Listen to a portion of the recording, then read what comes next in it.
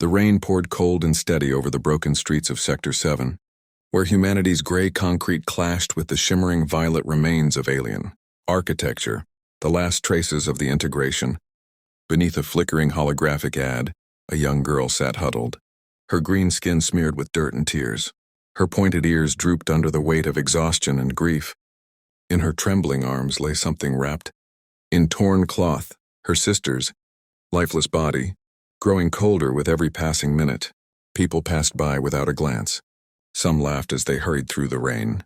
Others turned away in silent disgust. To them she was nothing, just another Kale. One of the alien refugees, one of the unwanted. When she finally spoke, her voice was a whisper, almost lost in the hum of passing air cars. A plea so raw it seemed to echo through the storm itself. And when a human finally stopped to listen, his answer would set in motion events that would change everything. Before we dive in, make sure to subscribe so you don't miss more powerful stories like this. And tell us in the comments where in the world are you watching from? We always love hearing from you. Her name was Zara, though no one on Earth had ever cared enough to ask. She had been sitting on the corner of Merchant's Way for 3 hours now, ever since her sister Lyra had taken her last breath. The Integration Treaty of 2187 had opened, Earth's borders to 17 alien species fleeing the Vorten expansion. But laws couldn't rewrite hatred. The evening rush flowed around her like water around stone. Businessmen sealed inside, climate-controlled suits, students with neural lights flickering at their temples, vendors shouting over the digital haze of synthetic food stalls. Above, the sky glowed with layers of smog and dying daylight. A swirl of orange pollution and deep violet dusk, streaked with anti-gravity transports humming between skyscrapers. A group of teenagers slowed as they passed. Their laughter faded when they saw her. "Look," sneered the tallest boy, one of those green freaks. "What's it doing here?" Zara lifted her head, her amber eyes glistening with tears. "Please," she whispered in broken English.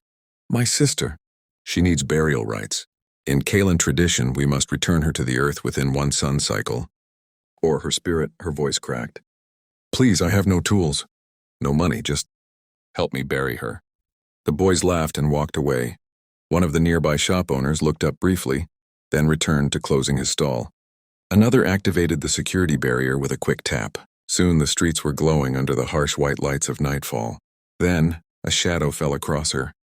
"Hey, you can't stay here," said a security officer. His voice filtered through a metallic helmet. "There are shelters for your kind. Move along." Zara clutched her sister tighter. "Please," she begged softly. "Just help me bury my sister." Before the officer could reply, "Leave her," the officer began. But another voice cut through the rain-soaked air, deep, steady, carrying the rough edge of a man who'd worked the soil, not the skyline. "She's with me." Both turned.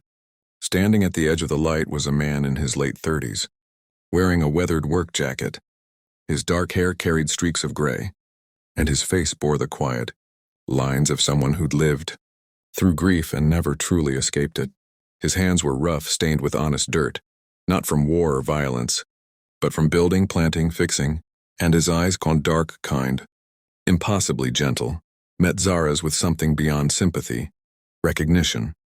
"Name and citizen code," the officer demanded sharply, his helmet lights flickering. "Marcus Webb," the man replied evenly. "Citizen code 77492 Echo. I'm a registered guardian. I'm taking responsibility for her." The officer's datapad chirped, confirming the ID. His shoulders eased, though his tone stayed cold. "Mr. Webb, providing false information on refugee guardianship is a Class C violation." Marcus met his gaze without flinching. "I understand perfectly. Are we done here?" A long pause. The officer's scanner light blinked once, then dimmed. "She's your problem now." He turned away, boots splashing through the shallow puddles. Silence settled between Marcus and Zara. The city's noise faded for a heartbeat, leaving only the soft hum of rain and the whisper of distant air cars. Marcus knelt, lowering himself to her level. "My name's Marcus," he said quietly. "I heard what you said. About your sister." Zara's voice trembled. You will help?" "I will," Marcus said, his words simple, solid. "But I need to understand your customs. I want to do this right, not just do it. She deserves that much." For a moment, Zara could only stare at him. In 6 solar cycles on Earth, not one human had ever asked about her custom. or her worth. In Kalan tradition, she began, her voice quivering. The body must return to the soil, and not burned, not sealed. We believe the spirit moves through the roots of living things, joining all life again. It must happen before sunrise, or the spirit becomes lost. Marcus nodded, thoughtful. I have land, he said softly. 20 acres outside the city. Real soil, real trees. There's a place there. He paused, grief flickering in his eyes. A place where my wife and daughter rest. They wouldn't mind the company. I think they'd welcome it. Zara's breath caught. Her 3-fingered hands clutched her sister's shrouded body tighter. You would let her rest with your family? Death doesn't care about species, Marcus murmured. Only love does. And grief. And the need to say goodbye. Around them the city pulsed on, lights flashing. People moving, life continuing. Utterly unaware that something small but world-changing had just begun. Marcus rose and extended his hand. Come with me. We don't have much time before sunrise. Zara looked at it. 5 human fingers, rough and scarred, reaching toward her 3 green ones. Every instinct screamed difference. Yet in his eyes she saw something no human had ever shown her before. True recognition. She reached out and took his hand. As Marcus guided her toward his battered electric truck, a few bystanders stopped to watch. Whispers rippled through the crowd. This is wrong, someone muttered. They're not our responsibility, someone muttered in the crowd. Marcus didn't even look back. He helped Zara into the truck's passenger seat. Her sister's small, wrapped body held tightly in her arms. The old electric engine rumbled to life, humming against the steady drizzle. You're really going to help her? A woman called out. After everything her kind has cost us? Marcus paused, his hand on the door handle. Slowly he turned, and when he spoke, his voice carried the weight of quiet truth, cutting through the night like thunder. My wife died in the Vorton attack on Station Meridian, he said evenly. My daughter was 7. She loved to draw aliens, used to pull up pictures from the interstellar database, imagining the world she'd never get to see. The day the station fell, she was showing me a drawing of a Kalan, family, parents and children holding hands, under 2 moons. He paused, eyes distant. The Vortons didn't ask what species she was before they fired. So no, I don't blame this girl for what happened to my family. I blame hatred. I blame people who choose cruelty when mercy is an option. Silence fell over the street. No one said another word. Marcus climbed into the truck and drove off. The city's lights faded behind them, replaced by the scattered glow of roadside dwellings. Neon towers gave way to open land, then darkness. Zara sat rigid, cradling her sister close. The hum of the truck mixed with the faint sound of rain on the windshield. Her mind struggled to make sense of this human, this impossible kindness. How long ago? She finally asked, voice barely above a whisper. Your family? 3 years, Marcus replied quietly. 3 years, 2 months, and 15 days. Not that I'm counting. A fragile smile ghosted across his lips, and the kind that comes from wounds that never really close.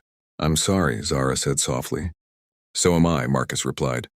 For your sister, for you, for all of us who keep losing the people we love. They drove in silence for a while. Above them, the stars began to pierce through the haze of the city. Faint, scattered lights reminding Zara of home. The sky on Kalos had been alive with color, swirling with nebula winds. Here it was colder, lonelier, yet no less vast. Tell me about her, Marcus said after a moment. Your sister. What was she like? Zara blinked, surprised. No one had ever asked about Lyra, not as a person, only as another alien refugee, another statistic. She loved to sing, Zara whispered. Old songs from our world. She didn't know all the words. She was too young when we fled, but she remembered the melodies. She would sing when she was scared, said it made the fear smaller. Her voice faltered. She sang in the clinic when the fever got worse. She sang until she couldn't anymore. Marcus's hands tightened around the steering wheel. What did she sing about? Growing things, Zara said, her eyes distant. Gardens under our purple sun, flowers that bloom in spirals, trees whose roots hum to each other beneath the ground. She would have loved your land, I think. Marcus nodded slowly. Then she'll rest well there, he said. The city had vanished entirely now.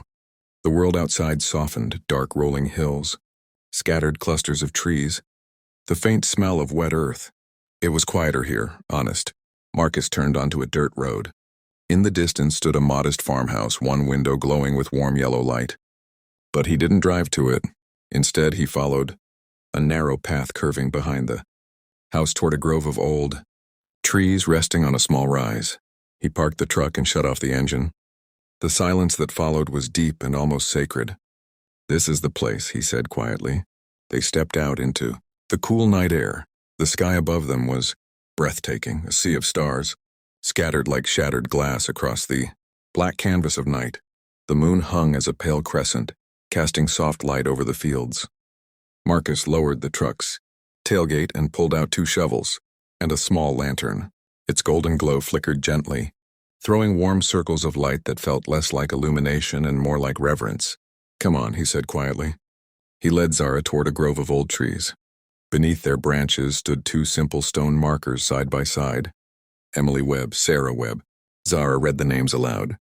"Your wife and daughter," she murmured. Marcus only nodded. Words caught in his throat. After a moment, he pointed to a spot near a young oak tree. "Here," he said softly. "This feels right. What do you think?" Zara knelt, placing her 3-fingered hand against the earth. She closed her eyes. Marcus couldn't explain it, but for a heartbeat, he felt something, a faint vibration, a pulse running through the ground, as if the soil itself recognized her touch. "Yes," she whispered. "Lyra will rest well here." Marcus handed her a shovel. "Then let's give her that rest." Side by side, a human and a Kale, they began to dig beneath the starlit sky. The air was cool and still, the sound of metal biting into soil echoing softly in the night. Neither of them noticed the dark vehicle parked at the far edge of the property. Its lights dimmed, its unseen occupants watching, their attention sharp, their intentions anything but kind. At first, the earth resisted them, hard, compacted, but as they dug deeper, the soil grew richer, looser, breathing again. Marcus worked with steady, practiced motions. Zara struggled, her lighter frame and alien physiology not built for this gravity, but she never stopped. After a while, Marcus paused, leaning on his shovel. "Your people, you have a saying about death?" Zara nodded, catching her breath. "We say, from root to root." The song continues. "Believe all living things are connected, beneath the ground, through unseen networks. When one of us dies and returns to the soil, our essence joins that connection, becomes part of every tree, every flower. It is not an ending, it's a transformation." Marcus looked at her thoughtfully. "That's beautiful," he said quietly. "We have something similar, ashes to ashes, dust to dust.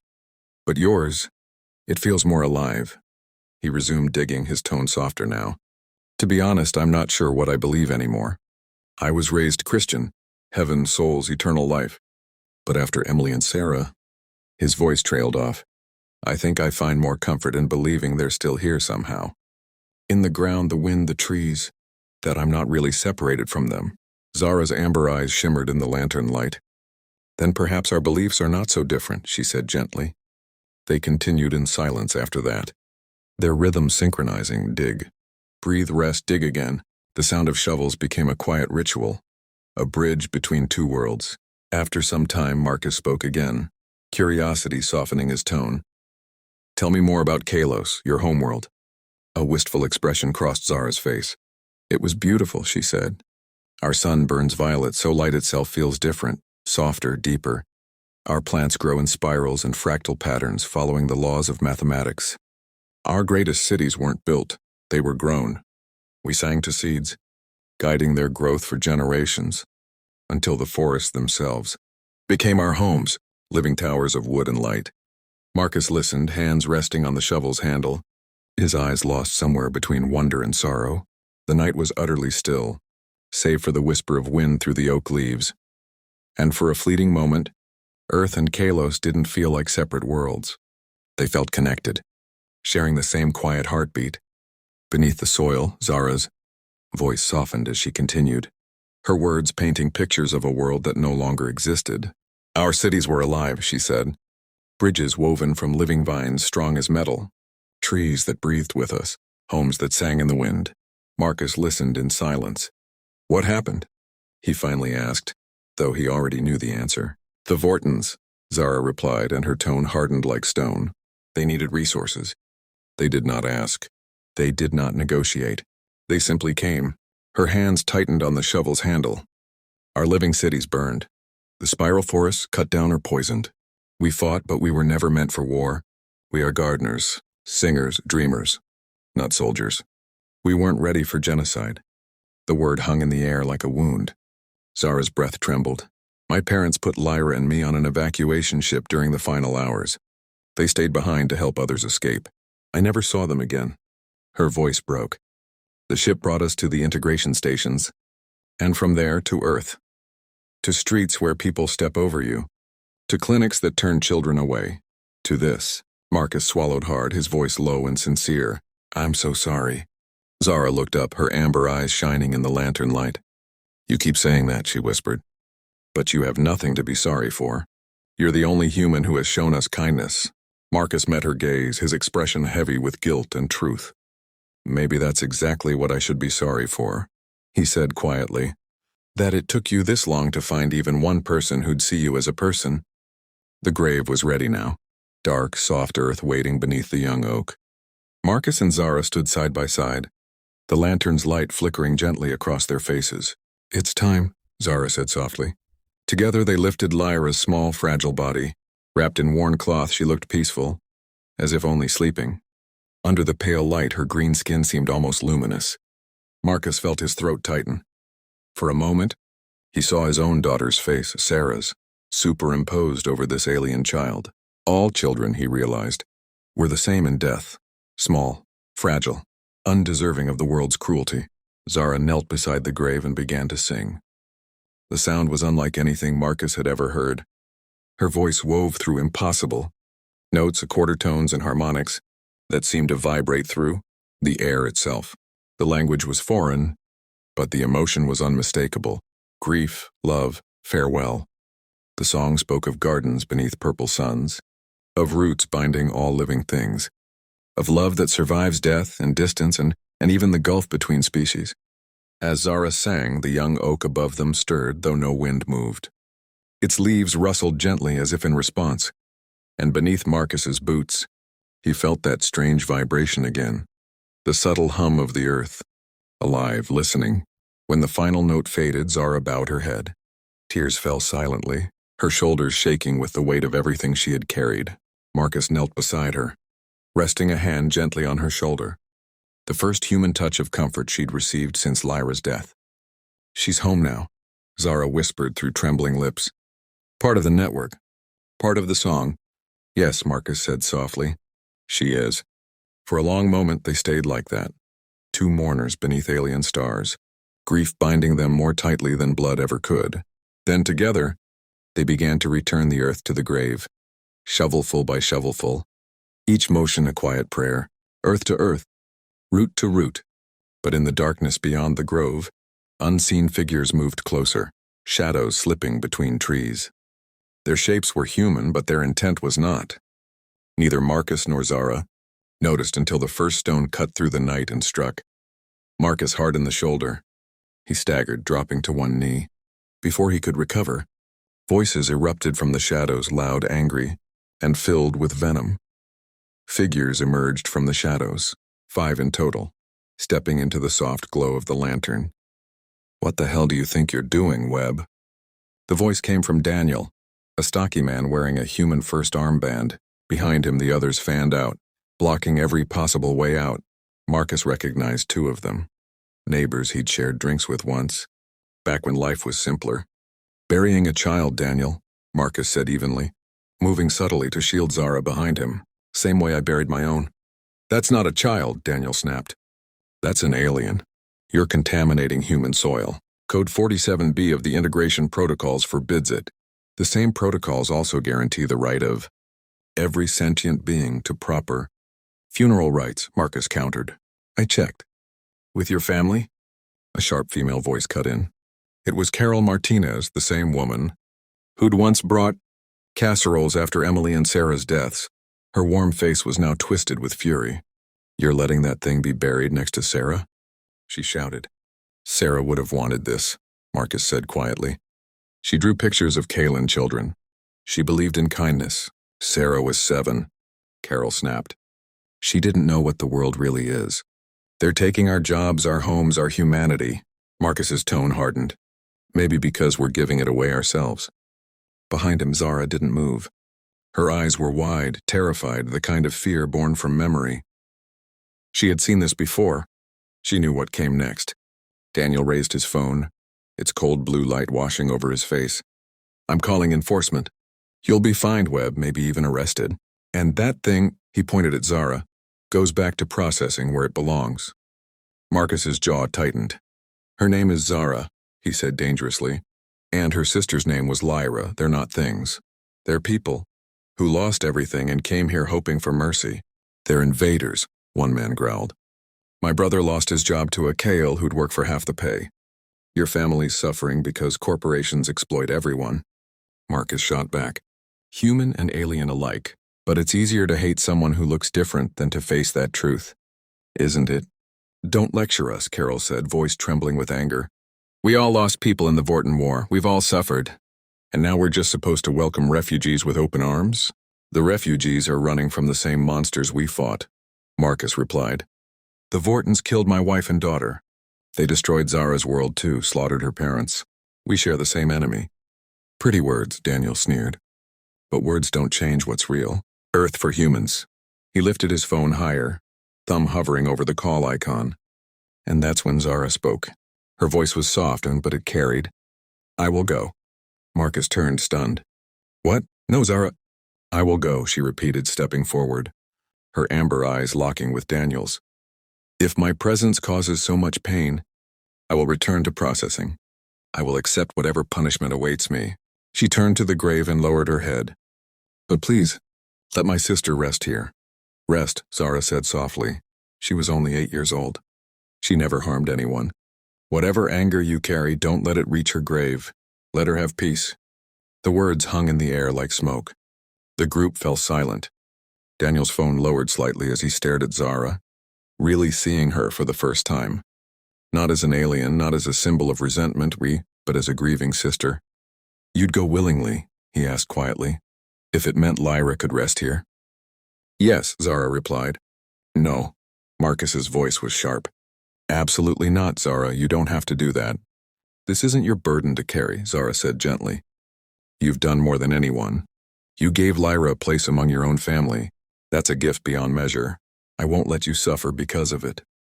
I don't care about suffering, Marcus shot back, his voice rising with emotion. What I care about is doing what's right. Letting them intimidate you after. Everything you've been through, that's not right. That's not who I am.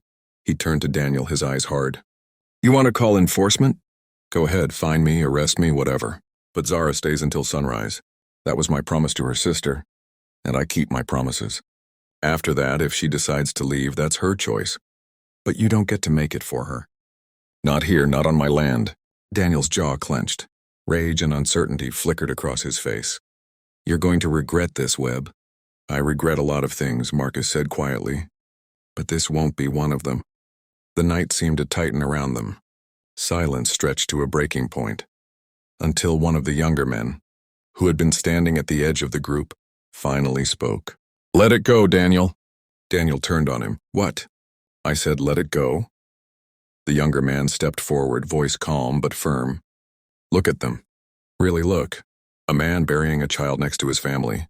A girl who just lost her sister. Where's the threat in that? Where's the invasion? He shook his head slowly. I came here expecting a fight, thinking we'd find something dangerous. But this is just sad. And if we can't find it in ourselves to let something like this pass, maybe we're the problem. You're going soft, Carol snapped. Maybe, he admitted. Or maybe I'm just tired. Tired of being angry all the time. Tired of searching for enemies when the real ones are still out there. With that, he turned and walked away. After a moment, another followed. Then another. Daniel stood alone with Carol, his authority crumbling. His phone still raised but useless now. This isn't over, he muttered, though the words sounded hollow. It is for tonight, Marcus replied evenly.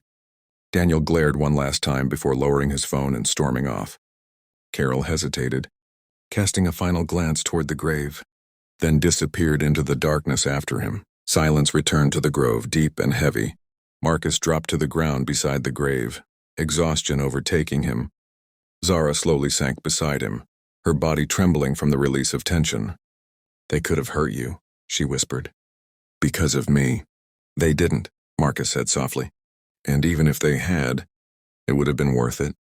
She looked at him, confusion and emotion in her eyes. "Why? Why would you risk so much for someone you barely know?" Marcus stared at the freshly turned earth, then past it, to the stone markers of Emily and Sarah. "Because someone should have," he said finally. "When Emily and Sarah were dying on that station, someone should have stopped to help them. Someone should have cared that they were scared, that they were alone." He exhaled slowly, voice thick. "But no one did." "Chaos," Marcus whispered. "Everyone scrambling for themselves while my family was left behind." His voice cracked, raw with memory. "So yes," he continued after a long pause, "I know you. I know what it's like to watch someone you love slip away while the world keeps moving as if nothing happened. And I swore, if I ever had the chance to be the person who stops, who helps, I would, no matter what it costs." Tears shimmered on Zara's glowing cheeks. "Your species and mine, we are not so different." "No," Marcus said softly. "We're not. We're all just trying to survive, protect the ones we love, and find meaning in a universe that often feels meaningless. The details of biology don't matter half as much as the shape of our hearts." They sat together in the stillness of the grove, two broken souls finding unexpected comfort in shared pain. Above them, stars wheeled silently across the night sky as darkness began to soften. When violet light touched the eastern horizon, Zara rose and stepped to her sister's grave one final time. She knelt, placed her hands on the earth, and began to sing again, softer this time, a lullaby instead of a lament. The melody drifted through the trees, tender and full of release. Marcus listened, and for the first time in years, something inside him began to thaw, the part that had frozen when Emily and Sarah died. When Zara finished, she turned toward him. "Sunrise comes," she said quietly. "It does," Marcus replied.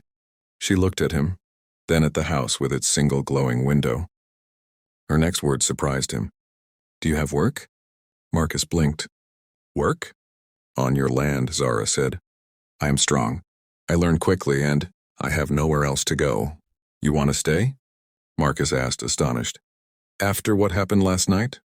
Daniel will make trouble." "Then we face trouble together," Zara replied, her voice steady with quiet resolve. "You buried my sister beside your family. You stood against your own people for mine. In Kalan culture, such acts forge bonds deeper than blood. You have become family, if you will have me." Marcus felt his chest tighten, then open, like something breaking and healing all at once. Tears he hadn't allowed himself in 3 years finally fell. I don't know what to say." "Say yes," Zara whispered, "please. I cannot return what you've lost, but maybe together we can build something new, something that honors them. Your family, and mine."